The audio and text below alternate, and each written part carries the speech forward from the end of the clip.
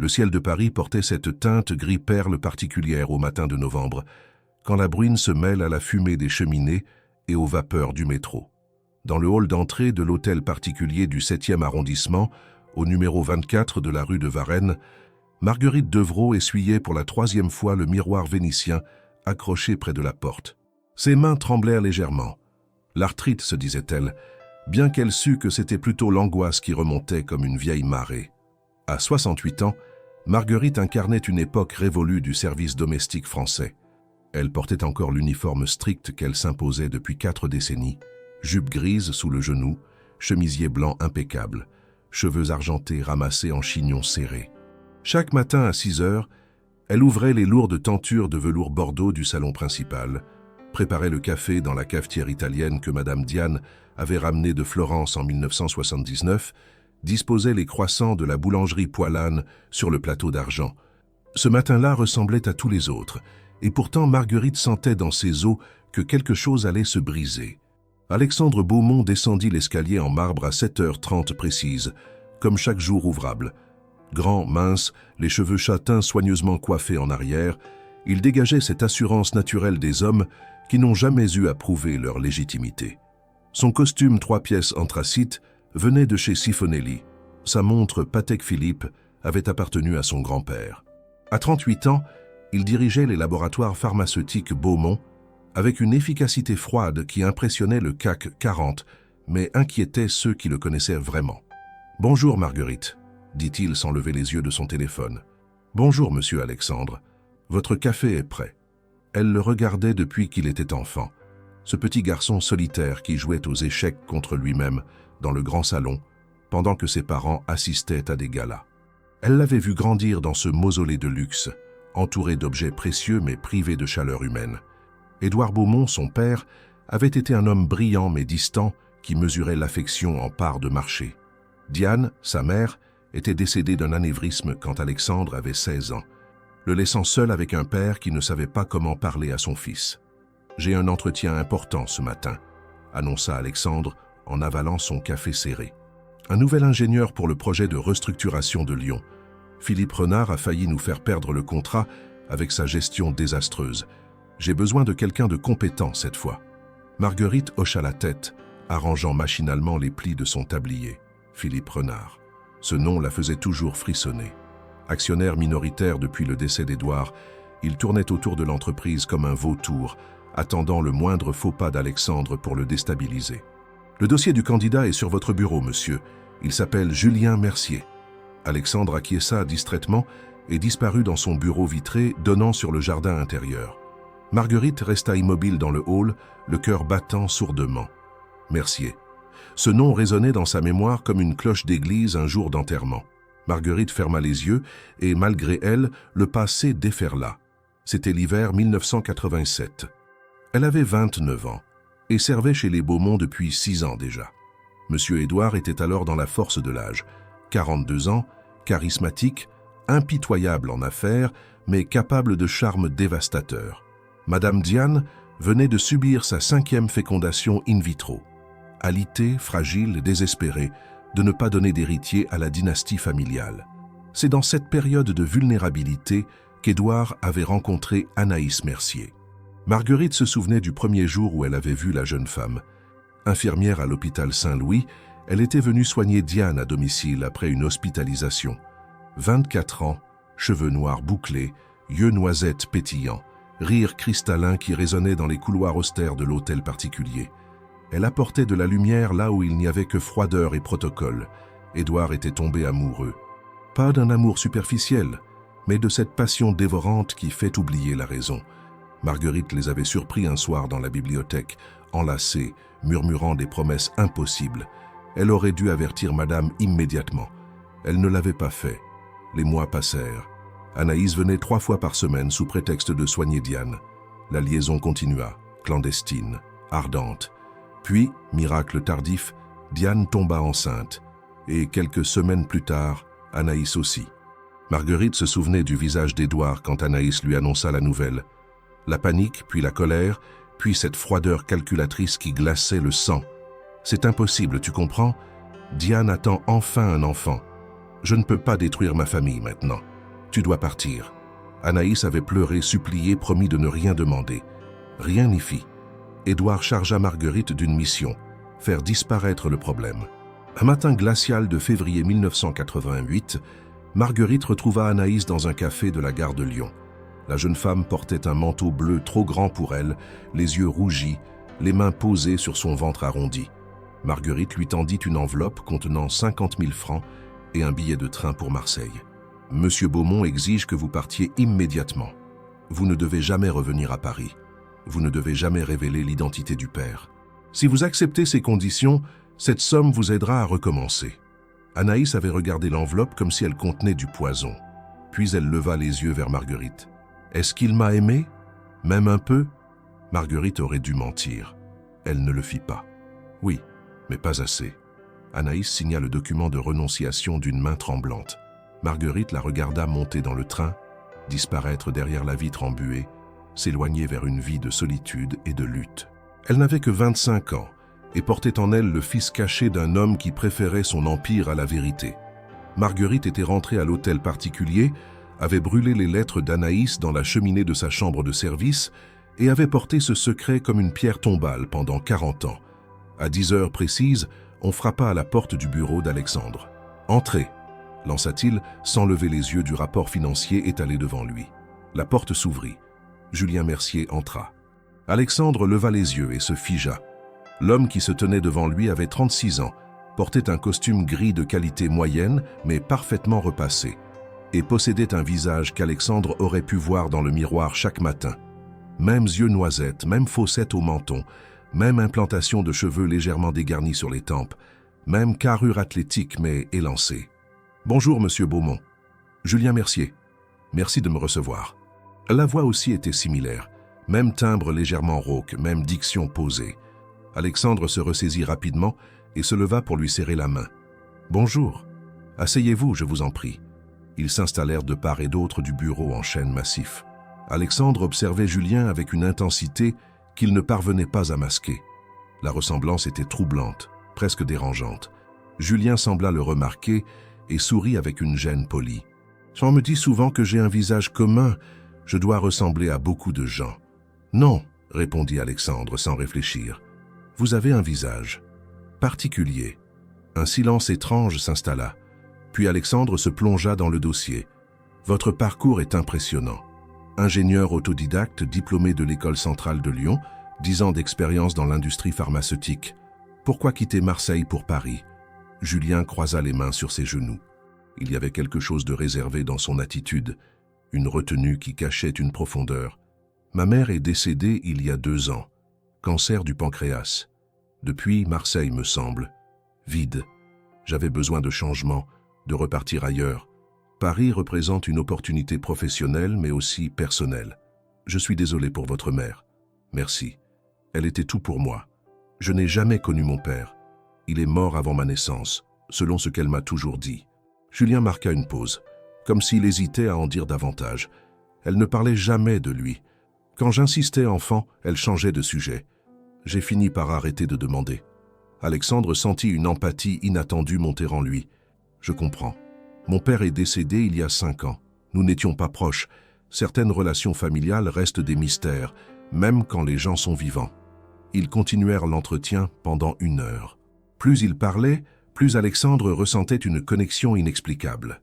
Julien partageait non seulement son apparence, mais aussi ses manières, la façon de se frotter la nuque en réfléchissant, de plisser légèrement les yeux face à un problème complexe, de ponctuer ses phrases de silence pensif. C'était comme parler à un reflet légèrement décalé de lui-même. À la fin de l'entretien, Alexandre prit une décision qui allait changer le cours de leur vie. « Vous êtes embauché, monsieur Mercier. Quand pouvez-vous commencer ?» Le visage de Julien s'illumina d'un sourire qui le rajeunit instantanément. « Dès la semaine prochaine, si cela vous convient. »« Parfait. Bienvenue chez Beaumont Pharmaceuticals. » Ils se serrèrent la main. Au moment du contact, Alexandre ressentit une chaleur étrange, presque fraternelle, qu'il n'avait jamais éprouvée avec personne. Depuis la porte entrebâillée de l'office, Marguerite avait tout entendu. Quand Julien sortit du bureau d'Alexandre et traversa le hall d'entrée, elle dut s'appuyer contre le mur pour ne pas s'effondrer. C'était Anaïs. Le même sourire, les mêmes gestes, la même lumière dans le regard. Mais c'était aussi Édouard. La mâchoire, la démarche, cette assurance teintée de vulnérabilité. Julien s'arrêta devant elle, tendit la main poliment. « Bonjour, madame. Je suis Julien Mercier. Je viens d'être embauché. » Marguerite prit sa main d'une poigne tremblante. Elle voulait dire quelque chose, tout dire, mais les mots restèrent coincés dans sa gorge comme des pierres. « Bienvenue, monsieur Mercier », murmura-t-elle finalement. Julien lui sourit avec une gentillesse naturelle, puis sortit dans la rue brumeuse. Marguerite resta plantée dans le hall, les jambes flageolantes, le cœur battant la chamade. 40 ans qu'elle portait ce secret. Et maintenant, le fils d'Anaïs se tenait dans la même maison où sa mère avait été bannie, travaillait pour son frère qui ignorait son existence, marchait dans les couloirs chargés d'un passé qu'il ne connaîtrait jamais. À moins que... Non, elle ne pouvait pas. Elle avait promis. Elle avait signé des papiers. Elle avait été complice. Mais en regardant Alexandre retourner à son bureau, seul comme toujours, et en pensant à Julien repartant vers un appartement vide, Marguerite comprit que le silence avait un prix, et que ce prix, c'était 2 vies bâties sur un mensonge. Julien emménagea dans un petit studio du 11e arrondissement, rue Oberkampf, 2 pièces mansardées au 5e étage, sans ascenseur, avec vue sur les toits de zinc parisiens. C'était modeste comparé au luxe de l'hôtel particulier Beaumont, mais propre, lumineux, et surtout à lui. Le premier logement qu'il s'offrait sans les souvenirs douloureux de Marseille. Il commença à travailler la semaine suivante. Alexandre lui confia immédiatement le dossier Lyon, restructuration complète de l'usine de production, négociation syndicale délicate, optimisation des chaînes. C'était un test difficile, mais Julien releva le défi avec une énergie méthodique qui impressionna toute l'équipe. Les 2 hommes développèrent rapidement une routine. Réunion matinale autour d'un café serré, déjeuner de travail dans les brasseries du quartier, le Voltaire, le Récamier, ces établissements, où les serveurs connaissaient Alexandre par son prénom. Ils parlaient business, mais aussi cinéma, littérature, échecs. Un jeudi soir, après une longue journée, Alexandre proposa « J'ai une partie d'échecs en attente. Vous jouez ?» Julien sourit. « Ma mère m'a appris quand j'avais 7 ans. C'est la seule chose de valeur qu'elle possédait. Un vieux jeu en bois que son père lui avait offert. » Ils s'installèrent dans la bibliothèque de l'hôtel particulier. L'échiquier en marbre et ébène trônait sur une table boule. Marguerite leur servit du cognac dans des verres en cristal, observant les 2 hommes assis face à face, miroirs vivants l'un de l'autre. Alexandre jouait avec prudence, stratégie défensive typique de quelqu'un habitué à protéger ce qu'il possède. Julien jouait avec audace, sacrifiant des pièces pour créer des ouvertures, habitué à devoir tout risquer pour gagner. « Vous jouez comme quelqu'un qui n'a rien à perdre », observa Alexandre. « Et vous comme quelqu'un qui a tout à perdre », rétorqua Julien. Ils échangèrent un regard complice.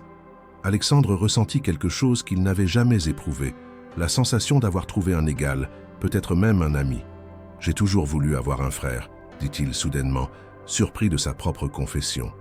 Quelqu'un avec qui partager. Pas l'entreprise ou l'héritage, mais juste la vie, vous comprenez ? Julien hocha lentement la tête, une ombre passant sur son visage. Oui, ma mère était tout pour moi, mais elle était aussi profondément triste. Je sentais qu'il lui manquait quelque chose, ou quelqu'un. Elle refusait de se remarier, comme si elle gardait son cœur pour un fantôme. J'aurais aimé avoir un frère, une sœur, quelqu'un qui aurait compris ce sentiment d'incomplétude. Marguerite, depuis le seuil de la porte, sentit les larmes monter. Ces 2 hommes se cherchaient sans savoir qu'ils s'étaient déjà trouvés. Philippe Renard avait 62 ans, un réseau politique étendu et une ambition venimeuse. Actionnaire minoritaire à 15%, il convoitait le contrôle total des laboratoires Beaumont depuis la mort d'Édouard. Alexandre le tenait à distance avec une majorité confortable, mais Philippe guettait la moindre erreur. Un matin de décembre, son assistant lui apporta une photographie prise lors d'un déjeuner d'affaires. On y voyait Alexandre et Julien côte à côte, riant, complices. La ressemblance sautait aux yeux. Philippe plissa les yeux derrière ses lunettes en écaille. « Qui est cet homme » ? « Julien Mercier, nouvel ingénieur embauché par Monsieur Beaumont. Trouvez-moi tout sur lui, famille, origine, parcours complet. » L'assistant hésita. « Monsieur, puis-je demander pourquoi ?» Philippe sourit, un sourire de requin. « Parce que les ressemblances troublantes cachent souvent des secrets intéressants. Et les secrets sont mon affaire. » Les semaines glissèrent vers l'hiver. Paris se para de lumière de Noël, les vitrines des galeries Lafayette scintillaient, l'odeur de vin chaud flottait sur les marchés. Alexandre invita Julien au réveillon de Noël à l'hôtel particulier, un événement qui ne réunissait habituellement que quelques relations professionnelles et Marguerite. « Je ne sais pas », hésita Julien. « C'est une soirée familiale, non ? J'ai 38 ans et je dîne seul chaque Noël depuis 5 ans, répondit Alexandre avec une franchise désarmante. « Vous me feriez plaisir. » Julien accepta. Le 24 décembre, Marguerite prépara le dîner traditionnel.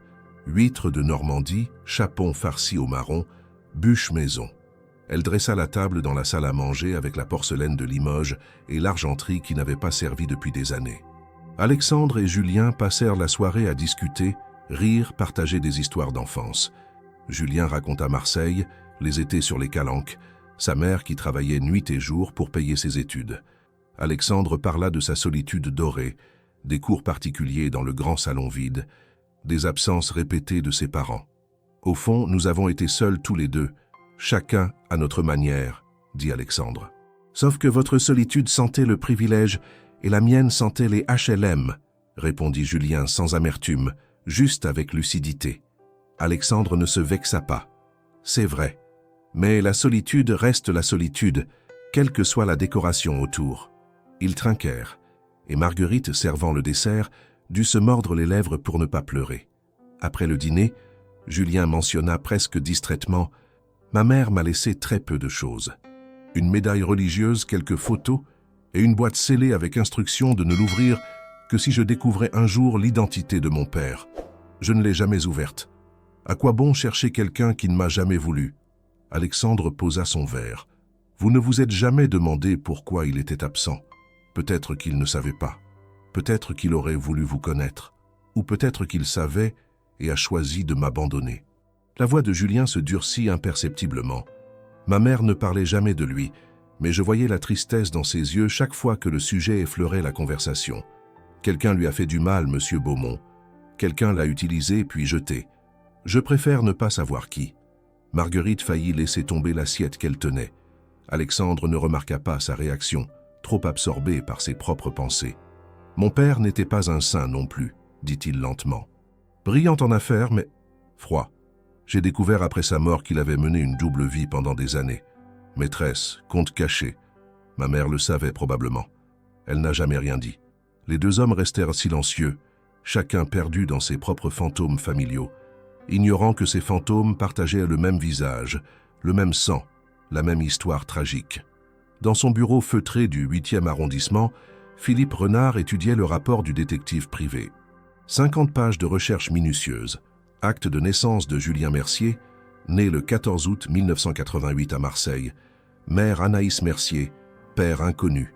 Scolarité, parcours professionnel, état civil. Puis, plus troublant, un virement bancaire effectué en février 1988 depuis un compte personnel d'Édouard Beaumont vers un compte au nom d'Anaïs Mercier. 50 000 francs, une somme énorme pour l'époque. Philippe sourit. Il tenait quelque chose. « Faites un test ADN », ordonna-t-il à son assistant. Discrètement, récupérez des échantillons sur les verres de Julien Mercier lors des réunions et comparez avec l'ADN d'Édouard Beaumont.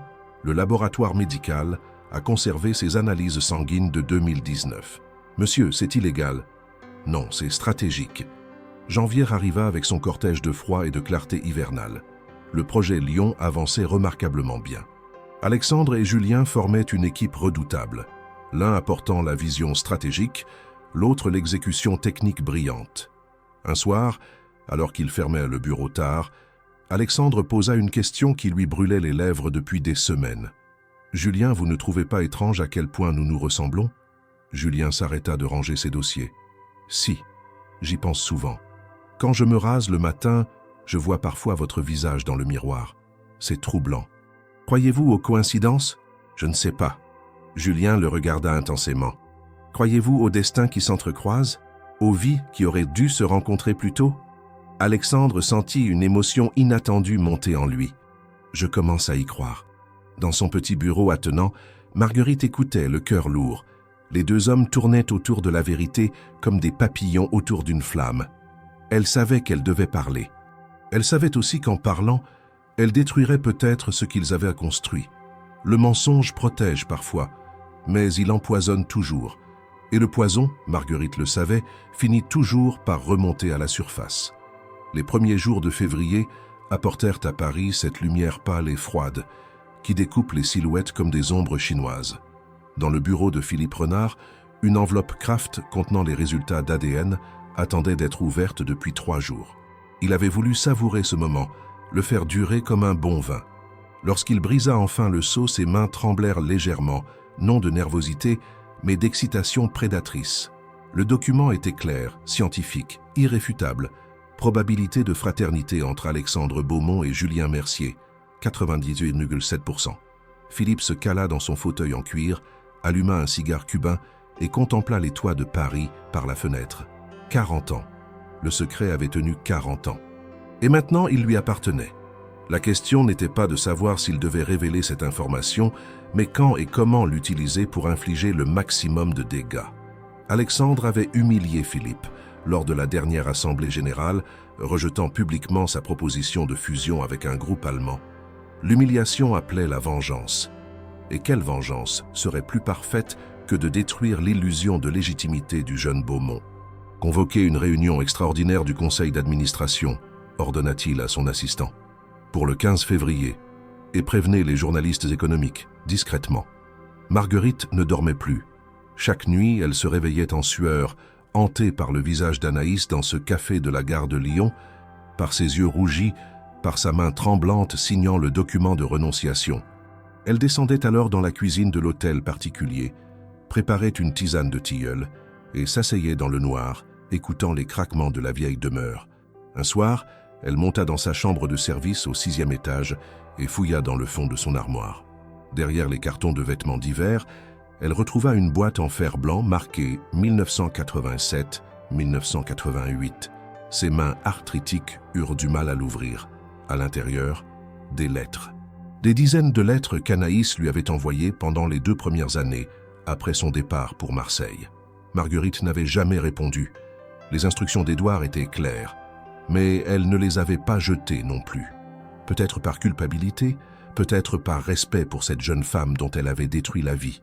Elle en ouvrit une au hasard, datée de mars 1989. « Chère Marguerite, Julien a 1 an aujourd'hui. Il a fait ses premiers pas hier soir dans notre petit appartement. Il ressemble tellement à son père que j'en ai pleuré toute la nuit. Même sourire, mêmes yeux.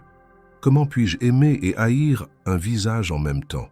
Je travaille comme aide-soignante à l'hôpital de la Conception. Les nuits sont longues, Julien dort peu, mais quand il rit, j'oublie la fatigue, j'oublie l'humiliation, j'oublie presque la trahison. Dites-moi Marguerite, est-ce qu'Édouard pense parfois à moi? Est-ce qu'il se demande si j'ai eu un garçon ou une fille?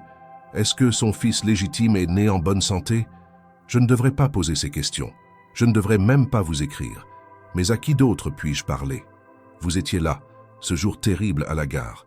Vous avez vu mon visage quand j'ai compris que je n'étais rien pour lui. Moins que rien, un problème à effacer. J'espère que vous n'aurez jamais à vivre ce que je vis.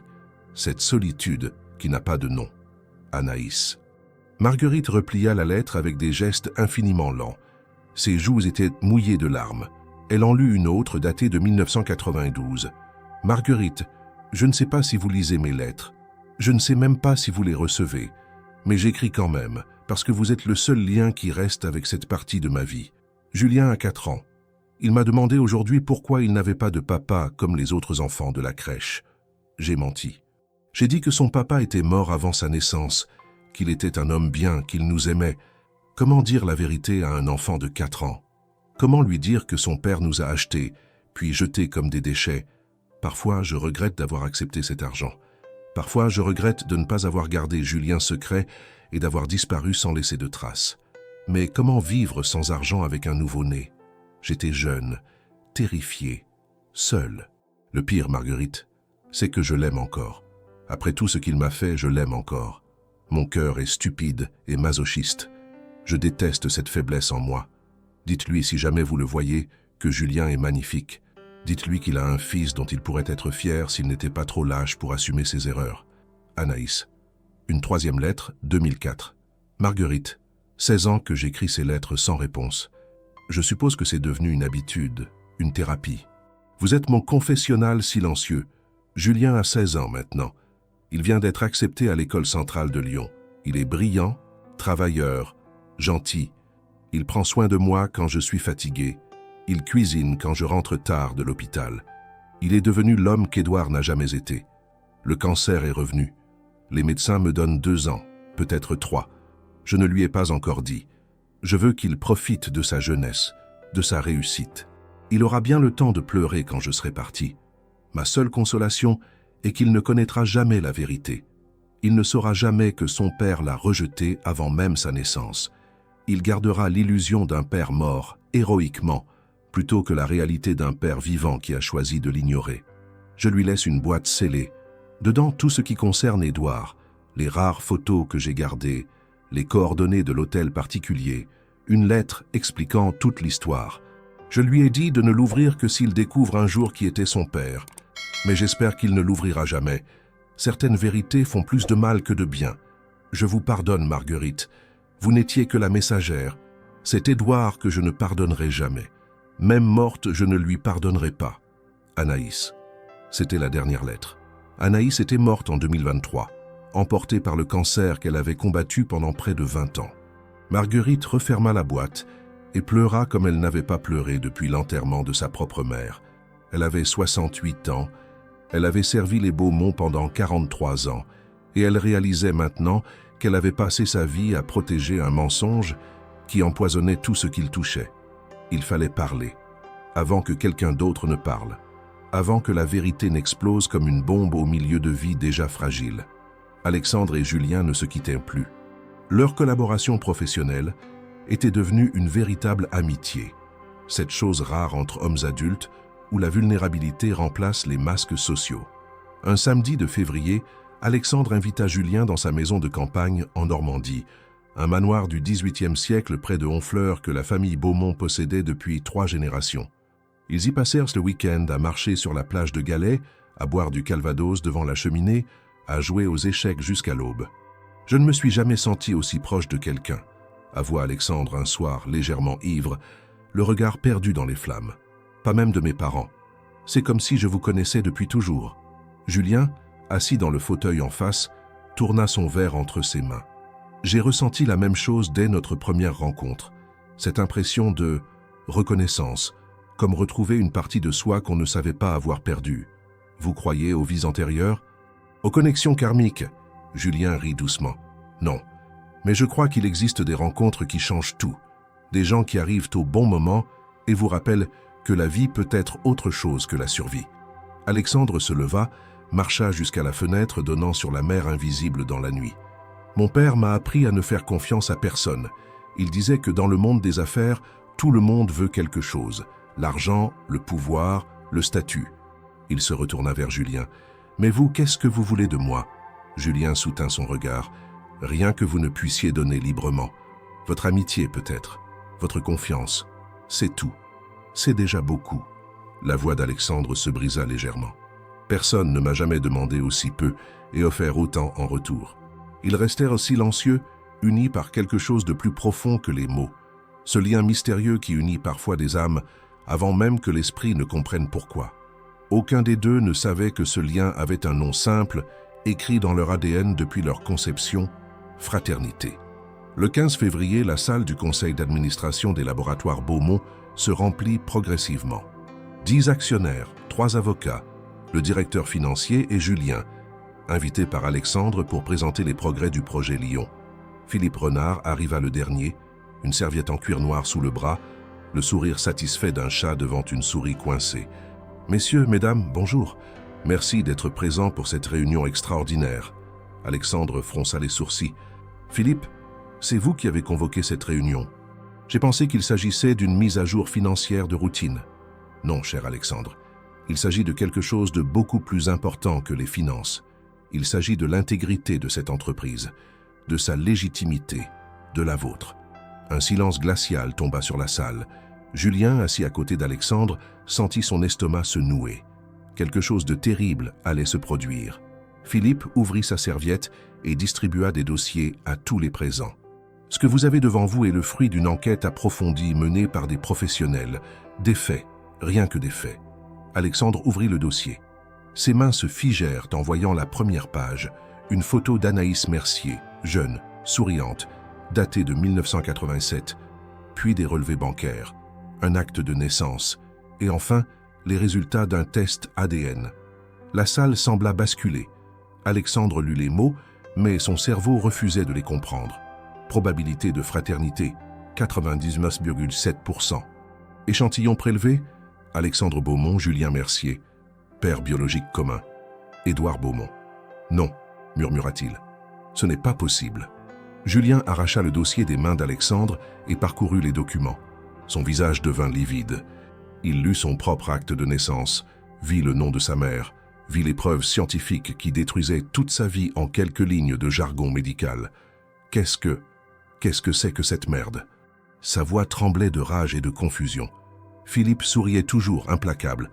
La vérité, messieurs, votre père, Alexandre, a eu une liaison avec l'infirmière Anaïs Mercier en 1987. Lorsqu'elle est tombée enceinte, il l'a payée pour qu'elle disparaisse. 50 000 francs, c'était le prix de son silence et de l'abandon de son enfant. Il se tourna vers Julien. « Vous êtes 7 enfants, monsieur Mercier. Vous êtes le fils illégitime d'Édouard Beaumont, ce qui fait de vous le demi-frère d'Alexandre. Vous êtes fou, cracha Alexandre. Mon père n'aurait jamais. Les relevés bancaires ne mentent pas.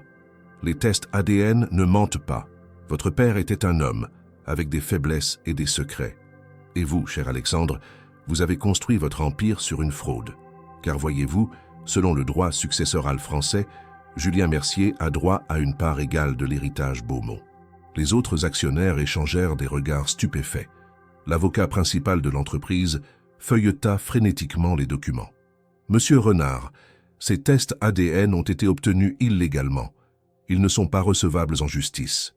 Peut-être, mais les relevés bancaires le sont. Le témoignage d'Anaïs Mercier, qui a laissé des lettres détaillant toute l'affaire, l'est également. Et surtout, la ressemblance physique évidente entre ces deux hommes parle d'elle-même. Philippe se leva, théâtral.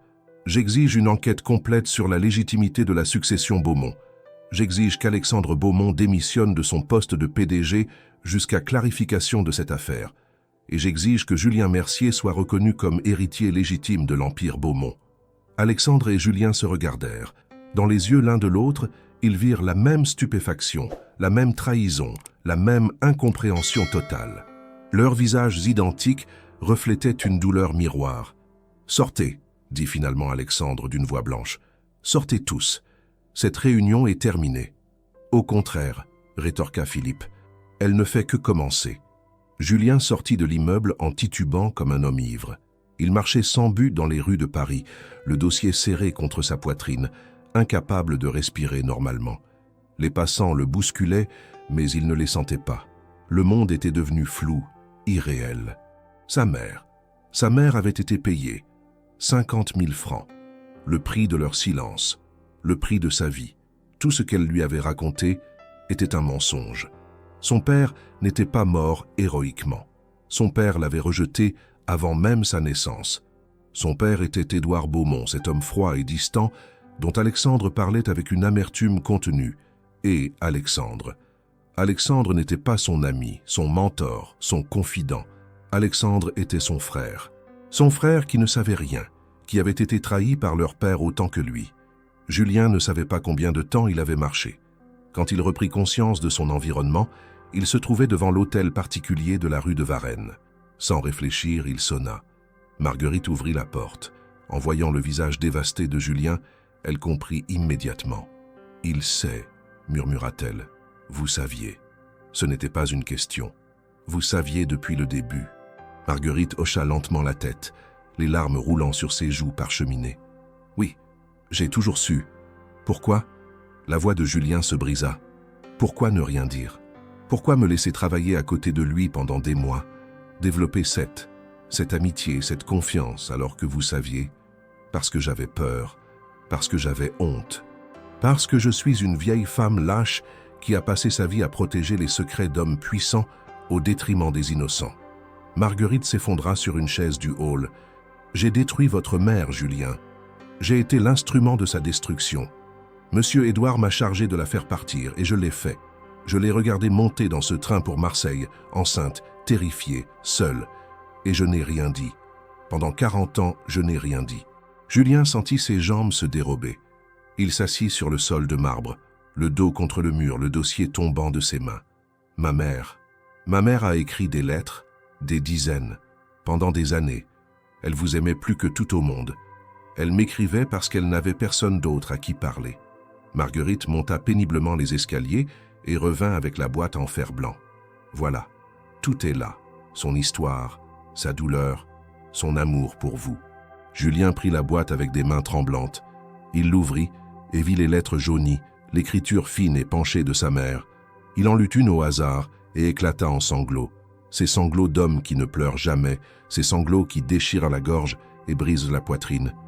Elle a tout sacrifié pour moi. Et je ne savais rien. Je ne savais rien. Marguerite s'agenouilla difficilement à côté de lui et posa une main sur son épaule. Elle voulait vous protéger. Elle voulait que vous grandissiez sans le poids de cette trahison. Et maintenant? Maintenant je suis quoi? Le fils illégitime qui vient réclamer sa part d'héritage? Le bâtard qui a usurpé la confiance de son frère? Il leva vers elle un regard dévasté. Alexandre me déteste sûrement maintenant. Non. Alexandre est dans son bureau et il souffre autant que vous. Il a perdu son père une deuxième fois aujourd'hui. Il a découvert que l'homme qu'il appelait père avait abandonné son propre fils et il a réalisé que le seul ami véritable qu'il ait jamais eu est son frère. Alexandre n'avait pas quitté son bureau depuis la réunion. Il était assis dans le noir, les stores baissés, une bouteille de whisky à moitié vide sur le bureau. Les documents étalés devant lui racontaient une histoire qu'il ne voulait pas croire, mais ne pouvait nier. Son père. Son père avait aimé une autre femme. Son père avait eu un autre fils. Son père avait payé pour faire disparaître ce fils.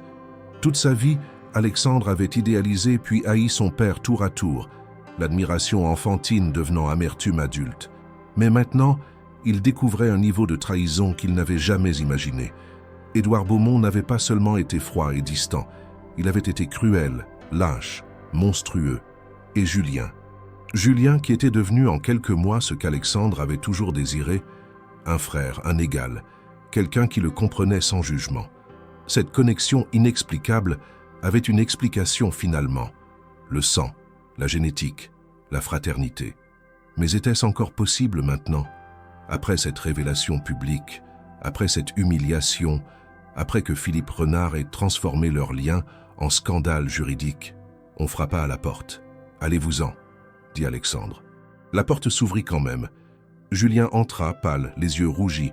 Les deux hommes se regardèrent, deux reflets brisés l'un de l'autre. « Je ne savais pas », dit Julien d'une voix rauque. « Je le jure sur la tombe de ma mère, je ne savais pas. »« Je sais. » Alexandre se leva, tituba légèrement. « Moi non plus. Si j'avais su qui tu étais, je ne serais jamais venu à Paris. Je ne t'aurais jamais approché.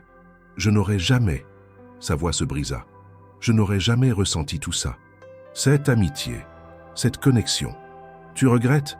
demanda Alexandre, et il y avait quelque chose de désespéré dans sa voix. « Non. Oui. Je ne sais pas. » Julien s'effondra sur une chaise. « Ma mère a été détruite par ton père. Elle a vécu toute sa vie dans la pauvreté et la honte pendant qu'il vivait dans le luxe. Elle est morte en murmurant son nom, en l'aimant encore malgré tout. Et maintenant, je découvre que je suis censé être ton égal, ton héritier, ton frère. » Le mot resta suspendu entre eux, lourd de sens et d'impossibilité. « Frère », répéta Alexandre comme s'il testait le mot. « J'ai toujours voulu un frère. Dieu sait que je l'ai dit assez souvent. Mais pas comme ça, pas dans la trahison et le scandale. Qu'est-ce qu'on fait maintenant? Je ne sais pas. » Alexandre se rassit lourdement. « Philippe va porter ça devant les tribunaux. Il va exiger un partage de l'héritage. Il va détruire la réputation de l'entreprise, de la famille. Il va nous détruire tous les deux. Je ne veux pas de cet argent, dit Julien avec véhémence. Je n'ai jamais voulu cet argent. Je voulais juste... » Il s'arrêta, incapable de terminer sa phrase. « Quoi? Qu'est-ce que tu voulais? » « Une famille. » Les mots sortirent comme un aveu arraché. « Je voulais juste ne plus être seul. » Alexandre sentit quelque chose se briser dans sa poitrine. Il se leva, marcha jusqu'à Julien et fit quelque chose qu'il n'avait fait avec personne depuis la mort de sa mère. Il l'étreignit. Les deux hommes restèrent ainsi, accrochés l'un à l'autre, pleurant silencieusement 40 ans de mensonges, de solitude, de vie parallèle qui auraient dû se croiser depuis toujours. « Tu es mon frère », murmura finalement Alexandre. « Peu importe comment c'est arrivé, peu importe ce que Philippe ou les tribunaux diront, tu es mon frère. » Julien hocha la tête contre son épaule, incapable de parler. Dehors, la nuit parisienne s'était installée, froide et indifférente. Mais dans ce bureau sombre, deux hommes qui s'étaient trouvés sans savoir qu'ils se cherchaient venèrent de comprendre que certains liens ne peuvent être détruits, même par les plus terribles révélations. La question maintenant était comment survivre à la tempête qui ne faisait que commencer. Les semaines qui suivirent la révélation furent un cauchemar médiatique. Le scandale Beaumont fit la une de tous les journaux économiques français. Les Échos, Le Figaro Économie, même Libération, consacrèrent des pages entières à l'affaire. L'héritier caché des laboratoires Beaumont. Quand le passé rattrape les dynasties pharmaceutiques, frères ennemis ou victimes d'un système. Philippe Renard orchestrait cette symphonie de destruction avec une maestria diabolique. Il donnait des interviews où il se présentait comme le défenseur de la justice, celui qui révélait les hypocrisies des puissants. Julien Mercier a droit à sa part d'héritage. C'est une question de principe, de moralité. On ne peut pas construire un empire sur le mensonge et l'abandon. Dans les couloirs du palais Brongniart, dans les salons feutrés du cercle de l'Union interalliée, les langues se déliaient. Certains soutenaient Alexandre. Ce n'est pas sa faute si son père était un salaud. D'autres voyaient en Julien la victime légitime. Ce pauvre homme a grandi dans la misère pendant que son frère nageait dans l'or. La plupart attendaient simplement de voir qui l'emporterait pour s'allier au vainqueur. Alexandre démissionna temporairement de son poste de PDG, conformément aux exigences du conseil d'administration. Un directeur général intérimaire fut nommé. Les actions Beaumont chutèrent de 18% en 2 semaines. Les partenaires commerciaux s'inquiétaient. Les investisseurs réclamaient des garanties. Les concurrents sentaient le sang et préparaient leurs offensives. Julien, lui, avait démissionné immédiatement après la révélation. Il était retourné dans son studio d'Oberkampf et n'en était plus sorti pendant 15 jours. Il ne répondait pas au téléphone, ne lisait pas les journaux, survivait à peine. Les lettres de sa mère étaient étalées autour de lui comme les pièces d'un puzzle qu'il tentait désespérément de recomposer pour comprendre sa propre existence. Une lettre en particulier le hantait, écrite en 2020, 3 ans avant la mort d'Anaïs. « Mon Julien adoré, si tu lis ces mots, c'est que tu as découvert la vérité que j'ai tenté de t'épargner toute ta vie. Je ne sais pas comment tu l'as apprise, ni ce que tu ressens, mais je veux que tu saches certaines choses. Ton père s'appelait Édouard Beaumont. Je l'ai aimé avec une intensité qui m'a détruite. Il était brillant, charismatique et profondément lâche. Quand je suis tombée enceinte, il m'a offert de l'argent comme on achète le silence. Je l'ai pris parce que j'étais terrifiée et seule, et je m'en suis haï chaque jour depuis. Mais toi, mon fils, tu es la seule chose bonne qui soit sortie de cette histoire. Tu es ce que ton père aurait dû être et n'a jamais été. Courageux, généreux, loyal. Tu es ma rédemption. Si jamais tu rencontres ta famille paternelle, et j'espère que tu ne les rencontreras jamais, mais la vie est étrange, ne les laisse pas te définir. Tu n'es pas un bâtard, tu n'es pas une erreur, tu n'es pas un secret honteux.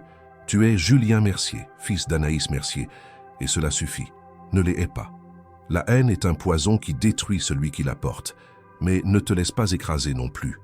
Tu vaux autant que n'importe quel Beaumont, peut-être même plus, parce que tu as été forgé dans l'adversité plutôt que dans le privilège. Je t'aime, mon fils, plus que ma propre vie, plus que ma propre dignité. Tu as été ma lumière dans 40 ans de nuit. Ta maman qui t'aimera toujours, Anaïs. Julien plia la lettre avec des gestes infiniment précautionneux, comme si elle allait se désintégrer. Il pleura, encore, ses larmes qui semblaient inépuisables. Sa mère l'avait protégé jusqu'au bout, même dans la mort. Et lui, qu'avait-il fait?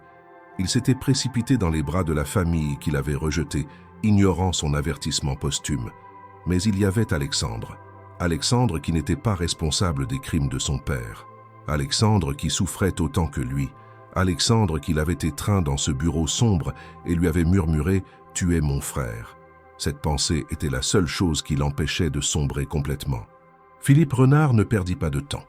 Il engagea le meilleur cabinet d'avocats de Paris, Maître Dubois & Associés, pour représenter les intérêts de Julien, que ce dernier le veuille ou non. Il porta l'affaire devant le tribunal de grande instance, exigeant une reconnaissance de paternité posthume et un repartage équitable de la succession Beaumont. L'avocat des laboratoires Beaumont, maître Laurent Arnaud, 65 ans, juriste redoutable spécialisé en droit des successions, contre-attaqua immédiatement. Il argua que les tests ADN avaient été obtenus illégalement, que le document de renonciation signé par Anaïs Mercier en 1988 était juridiquement valable et que Philippe Renard instrumentalisait cette affaire pour des raisons purement financières et stratégiques. Les audiences préliminaires débutèrent en avril. Alexandre et Julien furent convoqués comme partie principale. Ce fut la première fois qu'ils se revirent depuis cette nuit dans le bureau. Dans le hall du palais de justice, ils se croisèrent. Julien portait un costume sombre, acheté d'occasion, Alexandre son 3 pièces chiffonné lit habituel. Mais leurs visages identiques portaient la même expression de fatigue et de détresse. « Je ne veux pas de ce procès », dit Julien à voix basse. « Ce n'est pas moi qui l'ai lancé. »« Je sais. » Alexandre le regarda intensément. « Tu me manques. » Ces 3 mots frappèrent Julien comme un coup de poing dans le ventre. « Tu me manques aussi. » Alors pourquoi sommes-nous là, de part et d'autre d'une salle d'audience, à nous déchirer publiquement? Parce que Philippe Renard a décidé que notre histoire ferait un bon levier pour détruire ton entreprise. Julien serra les poings. Et parce que je ne sais pas comment arrêter ça. Maître Arnaud s'approcha d'Alexandre. « Monsieur Beaumont, nous devons entrer. » Alexandre hocha la tête mais ne bougea pas, les yeux toujours fixés sur Julien. « Ce soir. Retrouve-moi ce soir. Rue de Varennes. S'il te plaît. » Julien acquiesça silencieusement. L'audience fut un spectacle pénible. Philippe Renard témoigna avec une fausse compassion, se présentant comme le protecteur des droits de Julien. Les relevés bancaires furent présentés, les lettres d'Anaïs lues publiquement. Chaque mot une humiliation supplémentaire, chaque révélation une blessure réouverte. Le juge, une femme d'une 50aine d'années au regard perçant, écouta tout avec une attention clinique. Puis elle posa la question cruciale à Julien. « Monsieur Mercier, quelle est votre position personnelle dans cette affaire? Réclamez-vous une part de l'héritage Beaumont ?» Julien se leva lentement. La salle entière retint son souffle. « Madame la juge, je ne sais pas qui a engagé ces avocats en mon nom, mais ce n'est pas moi. Je n'ai jamais demandé à être reconnu comme héritier. Je n'ai jamais demandé de l'argent. Je voulais juste... » Sa voix se brisa légèrement.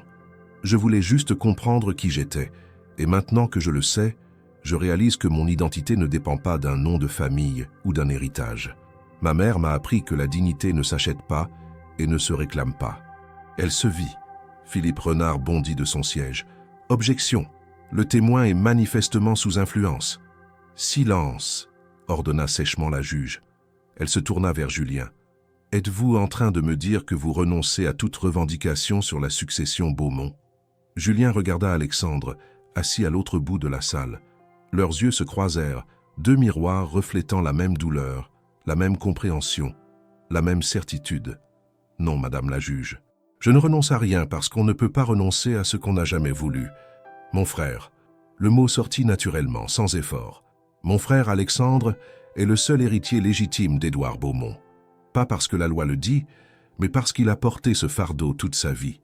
Moi, j'ai eu une mère qui m'aimait. Lui, il a eu un empire vide d'affection. Nous avons chacun payé le prix des erreurs de notre père. Mais je refuse de transformer cette tragédie en guerre fratricide pour enrichir des vautours. » Il se tourna vers Philippe Renard avec un regard de défi pur. « Vous ne me représentez pas, monsieur Renard. Vous ne m'avez jamais représenté. Retirez votre plainte ou je témoignerai contre vous. » Le silence dans la salle était assourdissant. Philippe Renard était livide. Ses avocats chuchotaient frénétiquement. Alexandre se leva lentement, les larmes aux yeux. La juge frappa son marteau. « Nous allons suspendre cette audience. Messieurs les avocats, dans mon bureau, immédiatement. » Ce soir-là, Julien revint à l'hôtel particulier. Marguerite lui ouvrit la porte, ses yeux fatigués s'illuminant légèrement. « Il vous attend dans la bibliothèque. » Julien monta les escaliers familiers, son cœur battant de manière désordonnée. Il poussa la porte de la bibliothèque et trouva Alexandre debout devant la cheminée, fixant les flammes. « Tu es venu, » dit Alexandre sans se retourner. « Tu m'as demandé. » Alexandre se tourna enfin. Son visage portait les traces de semaines d'insomnie et de stress. « Ce que tu as fait aujourd'hui, je n'ai fait que dire la vérité. Tu as sacrifié une fortune, des millions. Pourquoi? Pour me protéger? Julien s'approcha, s'arrêta à quelques pas. Non, pour nous protéger. Pour protéger ce que nous avons construit ensemble avant que tout explose. Cette amitié, cette connexion. Je refuse de la laisser être détruite par l'avidité et la manipulation. Mais légalement, tu as droit à... Légalement, peut-être. Moralement, non. Julien soupira profondément. Ma mère a pris cet argent en 1988 et elle s'en est haïe toute sa vie. Elle l'a utilisé pour m'élever, pour me donner une éducation, mais elle ne s'est jamais pardonnée. Je ne ferai pas la même erreur. Je ne transformerai pas ma vie en revendication perpétuelle. Alexandre s'assit lourdement sur le canapé en cuir. Mon père était un monstre. Ton père était un homme faible qui a fait des choix terribles. Ce n'est pas la même chose. Julien s'assit à côté de lui. Il a détruit ma mère. Il t'a privé d'un frère. Il nous a volé 40 ans de vie commune. Mais il est mort. Et nous sommes vivants. Qu'est-ce qu'on fait maintenant? On arrête de se laisser définir par ses erreurs. On arrête de porter le poids de ses mensonges. Julien posa une main sur l'épaule d'Alexandre. On devient les frères qu'on aurait toujours dû être. Alexandre se tourna vers lui, les yeux brillants. Je ne sais pas comment faire. Je ne sais pas comment être un frère. Moi non plus. On apprendra ensemble. Ils restèrent ainsi longtemps, assis côte à côte, dans le silence confortable de la compréhension mutuelle. Dehors, Paris continuait sa vie nocturne indifférente. Mais dans cette bibliothèque chargée d'histoire et de secrets, deux hommes construisaient quelque chose de nouveau sur les ruines du passé. Marguerite entra discrètement, portant un plateau avec 2 verres de cognac. Elle les déposa sur la table basse, et pour la première fois depuis des décennies, elle sourit. Un sourire tremblant mais sincère. « Votre mère aurait été fière de vous, Julien, » dit-elle doucement. « Et vous, Alexandre, vous êtes l'homme que votre père n'a jamais réussi à être. » Elle sortit, les laissant seuls. Alexandre leva son verre. « À Anaïs Mercier, qui a élevé un homme bien malgré tout. » Julien leva le sien. « À Diane Beaumont, qui a essayé de t'aimer même quand elle portait le poids des trahisons. » Ils burent en silence, honorant les fantômes qui les avaient menés jusqu'à ce moment. Le lendemain de l'audience, Alexandre convoqua une conférence de presse extraordinaire. Les journalistes se pressèrent dans le grand salon de l'hôtel particulier. Le même salon où, 37 ans plus tôt, Édouard Beaumont avait annoncé la naissance de son fils unique. Alexandre se tenait devant les caméras, calme, digne. À ses côtés, Julien, identique et différent à la fois.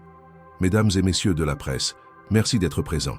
Je vais faire une déclaration, puis nous répondrons à vos questions. » Il prit une profonde inspiration. « Mon père, Édouard Beaumont, a commis des actes que je ne peux ni justifier ni excuser. Il a trahi ma mère, il a abandonné son fils Julien et il a construit notre empire familial sur le mensonge. Pour cela, je présente mes excuses publiques à toutes les personnes blessées par ces actions, en particulier à la mémoire d'Anaïs Mercier, qui méritait infiniment mieux que ce qu'elle a reçu. » Un murmure parcourut l'assemblée. Les caméras clignotaient frénétiquement. « Julien Mercier est mon frère.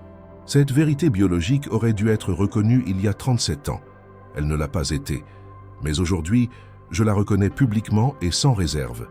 Julien est un homme de valeur, un professionnel brillant et quelqu'un dont je suis fier d'être le frère. » Il se tourna vers Julien qui hocha la tête avec émotion. Cependant, cette reconnaissance ne donne pas automatiquement droit à un partage de l'héritage. Julien a clairement exprimé sa volonté de ne pas revendiquer de part dans les laboratoires Beaumont. Je respecte cette décision car elle reflète son intégrité. Une journaliste leva la main. « Monsieur Beaumont, n'est-ce pas injuste? Votre frère a grandi dans la pauvreté pendant que vous viviez dans le luxe.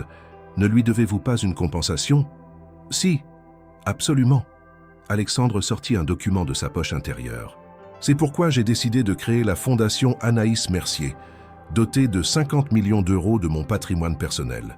Cette fondation aura pour mission d'offrir des bourses d'études et un soutien financier aux enfants de mères célibataires en situation de précarité. Julien en sera le directeur s'il accepte. » Julien ferma les yeux brièvement, submergé par l'émotion. « J'accepte. » Un autre journaliste demanda « Et Monsieur Philippe Renard, que devient son action en justice ?» Monsieur Renard a retiré sa plainte ce matin même, après que le conseil d'administration a voté unanimement ma réintégration comme PDG et le rachat de ses parts à un prix équitable. Il n'a plus aucun lien avec les laboratoires Beaumont. Alexandre sourit froidement. Il découvrira que manipuler les tragédies familiales à des fins personnelles a un coût. La conférence continua pendant 1 heure.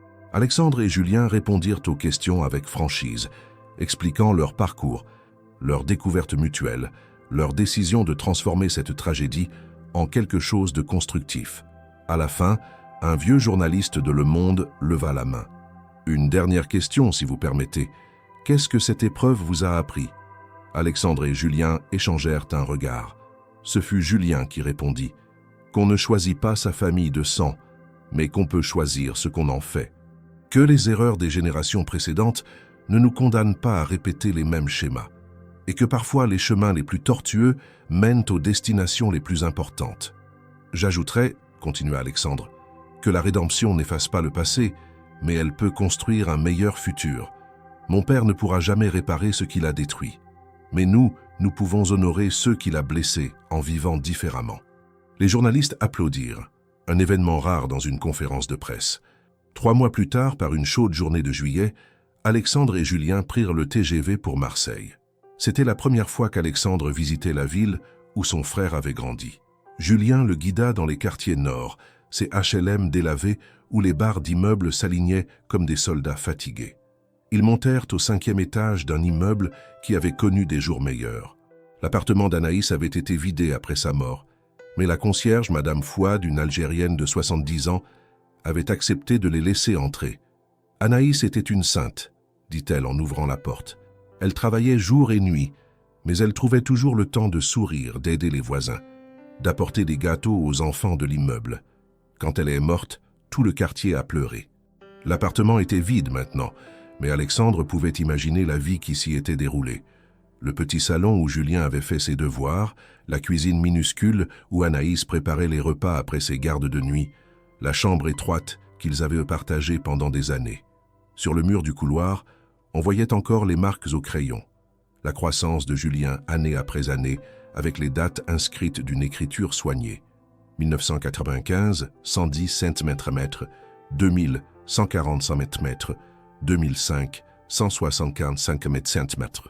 Alexandre passa ses doigts sur ces marques, imaginant Anaïs mesurant son fils, notant chaque centimètre comme une victoire contre l'adversité. « Elle te mesurait contre ce mur », murmura-t-il, « chaque anniversaire. » Julien s'appuya contre le mur opposé, les yeux perdus dans les souvenirs. Elle disait que chaque centimètre prouvait que j'étais plus fort que tout ce que la vie nous jetait. Elle avait raison. Ils restèrent longtemps dans cet appartement vide, 2 fils honorant la mémoire de leur mère, l'une morte dans l'opulence mais le cœur brisé, l'autre morte dans la pauvreté, mais entourée d'amour. En sortant, Alexandre s'arrêta et regarda le paysage. La mer Méditerranée brillant au loin, les toits rouges de Marseille s'étalant jusqu'à l'horizon, le ciel d'un bleu intense. « C'est beau, » dit-il simplement. « Oui, quand j'étais enfant, je montais sur le toit de l'immeuble et je regardais la mer. Je rêvais de partir, de réussir, de faire quelque chose de ma vie. » Julien sourit tristement. « Mais maintenant, je réalise que j'ai toujours eu ce qui compte vraiment. Et maintenant, tu as les deux. » Alexandre passa un bras autour des épaules de son frère. « Le passé qui t'a forgé et le futur qu'on construira ensemble. » Ils descendirent les escaliers en silence. Sur le palier du 3e étage, une jeune femme avec un enfant dans les bras leur sourit timidement. L'enfant, peut-être 3 ans, les regardait avec de grands yeux curieux. « Vous êtes le fils d'Anaïs » demanda la femme à Julien. « Oui, elle m'a aidé quand j'avais rien. Elle m'a donné de l'argent pour la crèche quand je commençais à travailler. Elle m'a dit « Un jour, tu aideras quelqu'un d'autre. » La femme essuya une larme. C'était une belle personne. Julien sortit une carte de visite. La Fondation Anaïs Mercier. Si jamais vous avez besoin d'aide pour votre enfant, appelez ce numéro. La femme prit la carte avec des mains tremblantes. « Merci, merci. » En sortant de l'immeuble, Alexandre demanda « Tu fais souvent ça? Donner des cartes ?» « Chaque fois que je viens ici. » Julien regarda le ciel.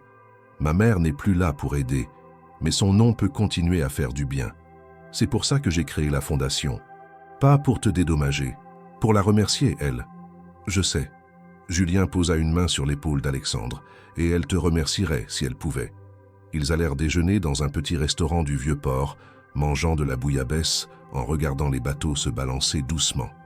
Ils parlèrent de tout et de rien. Projets professionnels, souvenirs d'enfance, rêves futurs. Ils apprenaient à être frères, pas parfaitement, mais authentiquement. Le 14 septembre, jour anniversaire de la naissance de Julien, la Fondation Anaïs Mercier fut officiellement inaugurée dans un ancien hôtel particulier du Marais, magnifiquement restauré. 200 invités se pressaient dans les salons.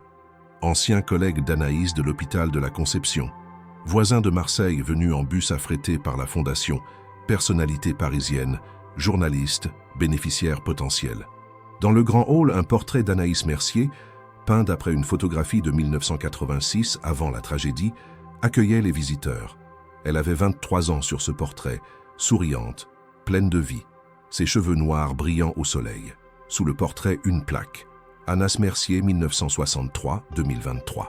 Elle a donné tout ce qu'elle avait pour que son fils ait tout ce dont il avait besoin. Cette fondation honore son sacrifice et étend son héritage d'amour à ceux qui en ont le plus besoin.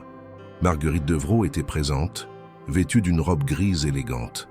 C'était la première fois qu'elle assistait à un événement public depuis sa démission officielle. Alexandre l'avait personnellement invitée. « Vous devez être là », lui avait-il dit. « Vous faites partie de cette histoire. »« J'en suis la partie honteuse », avait-elle répondu. « Non, vous en êtes la partie humaine, celle qui a eu peur, qui a fait des erreurs, mais qui a finalement choisi la vérité. » Pendant la cérémonie, Julien prit la parole devant l'assistance silencieuse. Ma mère aurait détesté qu'on fasse tant d'histoires pour elle. Des rires polis parcourèrent la salle. Elle était discrète, humble, effacée, mais elle était aussi la personne la plus forte que j'ai jamais connue. Elle a élevé seule un enfant avec un salaire d'aide-soignante. Elle a payé mes études en travaillant des doubles gardes. Elle est morte en me regardant dans les yeux et en me disant qu'elle était fière de moi. Sa voix se brisa légèrement. Alexandre, debout à côté de lui, posa une main réconfortante sur son épaule. « Cette fondation n'est pas une charité, c'est une justice. Ma mère a été privée de soutien quand elle en avait le plus besoin. D'autres femmes, d'autres enfants ne seront plus abandonnés de cette manière. Nous leur donnerons ce que ma mère n'a jamais eu, une reconnaissance, un respect, une aide concrète. » Il se tourna vers le portrait de sa mère. « Maman, si tu peux m'entendre, je veux que tu saches que ton histoire n'a pas été vaine, que ta souffrance n'a pas été inutile, qu'elle devient aujourd'hui la lumière qui guidera d'autres personnes hors de l'obscurité. » L'assistance applaudit longuement. Plusieurs personnes pleuraient ouvertement. Alexandre prit ensuite la parole. « Je n'ai jamais connu Anaïs Mercier, mais j'ai connu l'homme qu'elle a élevé, et cela me dit tout ce que j'ai besoin de savoir sur elle. » Il regarda Julien. « Mon frère est généreux, loyal, intègre. Il aurait pu me haïr. Il aurait pu réclamer ce qui lui revenait légalement. Il a choisi une autre voie, celle du pardon et de la construction. Mon père a fait des choses impardonnables. Je ne peux pas changer le passé. Mais je peux m'assurer que son héritage, l'argent qu'il a gagné, l'entreprise qu'il a bâtie, servent enfin à réparer une partie du mal qu'il a causé. Cette fondation est ma façon de dire à Anaïs Mercier, où qu'elle soit, « Je suis désolé. Vous méritiez mieux. Votre fils méritait mieux. Et maintenant d'autres auront mieux grâce à vous. » Marguerite, assise au fond de la salle, pleurait silencieusement. Après la cérémonie, Julien s'approcha d'elle. « Merci d'être venu, » dit-il simplement. « Je ne méritais pas d'être invité. Peut-être pas, mais vous êtes là quand même. » Julien prit sa main ridée entre les siennes. « Ma mère vous a pardonné dans ses lettres. Elle disait que vous n'étiez qu'un instrument, pas l'architecte de son malheur. Si elle peut pardonner, je peux pardonner. » Marguerite pressa sa main. « Votre mère était meilleure que moi, meilleure que nous tous. Oui, c'est pour ça qu'elle mérite d'être honorée. » 1 an après la révélation, Alexandre et Julien célébraient leur 2e Noël ensemble. Mais cette fois, ce n'était pas seulement eux deux. La grande table de la salle à manger de l'hôtel particulier accueillait une assemblée inattendue. Madame Fouad et sa famille, venus de Marseille. 3 bénéficiaires de la fondation avec leurs enfants, Marguerite bien sûr, et même Maître Arnaud, l'avocat qui était devenu un ami. La table croulait sous les plats traditionnels, huîtres, foie gras, dinde au marron, bûches, mais aussi des plats marseillais qu'avait préparés Madame Fouad, couscous, tagine, pâtisseries orientales, un mélange de culture, de classe sociale, de parcours de vie. Alexandre leva son verre. Je voudrais porter un toast. Il y a 1 an, j'étais seul dans cette maison, entouré de meubles précieux et d'un silence mortel. Aujourd'hui, je suis entouré de bruit, de rire, de vie. Il regarda autour de la table. Vous m'avez tous appris quelque chose d'essentiel, que la famille n'est pas seulement une question de sang, mais de choix, que la rédemption est possible, même après les pires tragédies, et que l'argent ne vaut rien si on ne le partage pas. Julien se leva à son tour. Ma mère me disait toujours, « Julien, la vraie richesse n'est pas dans ton porte-monnaie, mais dans ton cœur. » Il sourit, les yeux brillants. Elle avait raison. J'ai grandi pauvre en euros mais riche en amour. Mon frère a grandi riche en euros mais pauvre en amour. Aujourd'hui, nous avons trouvé un équilibre et nous construisons quelque chose de plus grand que nous. Les enfants applaudirent, même s'ils ne comprenaient pas tout. Les adultes levèrent leurs verres, unis par cette histoire improbable de trahison transformée en réconciliation. Plus tard dans la soirée, alors que les invités discutèrent dans le salon, Alexandre et Julien sortirent dans le jardin intérieur. Il neigeait doucement, ces flocons parisiens légers qui fondent avant de toucher le sol. « Tu regrettes ?» demanda Alexandre. « D'avoir renoncé à ta part. 50% d'un empire pharmaceutique, ça représente des milliards. » Julien rit. « Tu me poses cette question tous les 3 mois. Et ma réponse est toujours la même. Non. » Il leva les yeux vers le ciel nocturne. L'argent aurait été souillé. Chaque euro aurait eu le goût de la trahison. La fondation, elle, a le goût de la rédemption. Tu es meilleur que moi. Non, je suis différent de toi. Et c'est très bien comme ça. Julien passa un bras autour des épaules de son frère. Tu sais ce qui est drôle? Pendant toute mon enfance, je rêvais d'avoir un frère. Quelqu'un avec qui partager les secrets, les jeux, les rêves. Et maintenant je l'ai. Il a fallu 37 ans de mensonges et une révélation publique humiliante, mais je l'ai finalement. Moi aussi. Alexandre sourit dans l'obscurité. Je suppose que certaines choses valent la peine d'attendre. Ils rentrèrent dans la chaleur de la maison, dans le bruit joyeux de cette famille recomposée, improbable, magnifique. 3 ans après l'inauguration de la fondation, Alexandre et Julien se tenaient sur la plage de Marseille, les pieds dans l'eau tiède de juillet.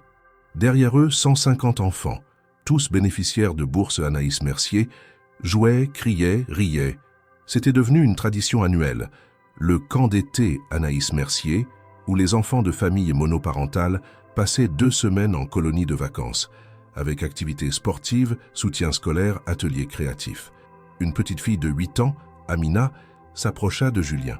« Monsieur, c'est vrai que votre maman était pauvre comme nous ?» Julien s'agenouilla pour être à sa hauteur. « Oui, c'est vrai. Mais elle était quand même heureuse. Oui, parce qu'elle avait quelque chose de plus précieux que l'argent. Elle avait l'amour. Et maintenant, vous êtes riche? Oui, mais pas comme tu le penses. » Il regarda Alexandre qui discutait avec d'autres enfants. « Je suis riche parce que j'ai retrouvé mon frère.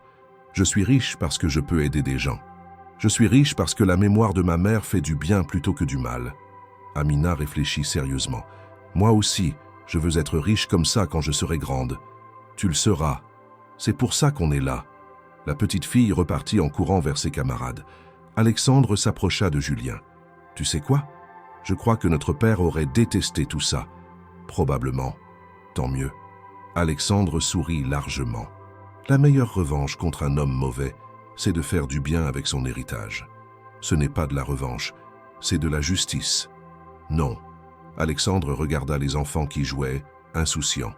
C'est de l'amour. Le genre d'amour qu'Anaïs a donné, que Diane aurait voulu donner, que notre père n'a jamais su donner.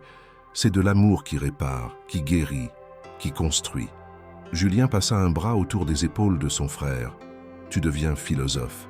Tu déteins sur moi. » Ils restèrent ainsi longtemps, 2 silhouettes identiques se découpant sur le bleu éclatant de la Méditerranée, unies non par le sang seul, mais par le choix conscient de transformer une tragédie en espoir.